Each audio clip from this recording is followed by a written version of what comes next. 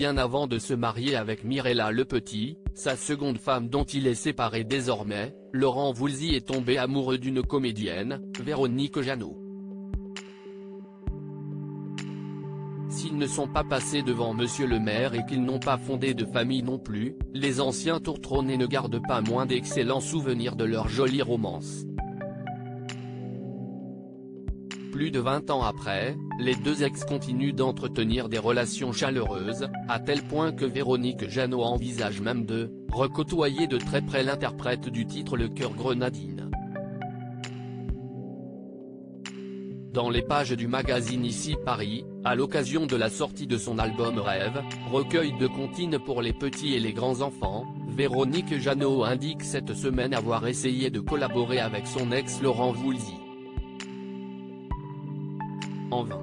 Il est impossible à attraper. Il est toujours en tournée ou sur 1 milliard de projets différents. J'aurais aimé que l'on puisse se réunir au pied levé, a-t-elle indiqué. Laurent est dans mon cœur, je sais que je suis dans le sien, mais j'ignore si on arrivera un jour à refaire quelque chose ensemble. L'artiste de 65 ans ne désespère pas néanmoins. Un peu d'enfance en pleine morosité si Véronique Jeannot s'est autant donné sur ce projet enfantin, si est parce que d'après elle, tout le monde a besoin de retrouver son âme d'enfant, surtout en ce moment, j'explore un nouvel univers. J'ai pris la plume pendant le confinement avec l'envie de parler d'amour et de tendresse en résumant tout ce que je voulais dire à un cœur d'enfant.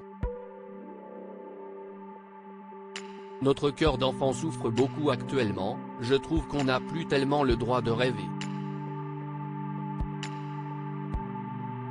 Grâce à sa musique, Véronique Jeannot entend bien redonner du baume au cœur aux gens, notamment aux personnes seules qui, comme elle, n'ont pas eu la chance de pouvoir passer par la case adoption. Celle qui a récemment pris part à la série Scène de ménage sur M6 a vu son parcours vers la maternité semé d'embûches. À 22 ans, on lui diagnostique un cancer de l'utérus, l'empêchant de tomber enceinte. Un mal pour un bien d'après Véronique Jeannot qui, à 20 ou 30 ans, n'aurait pas eu le temps de s'occuper d'un enfant. Si est donc sur le tard qu'elle a accueilli Migmar chez elle, je ne pensais pas adopter, je n'étais pas candidate.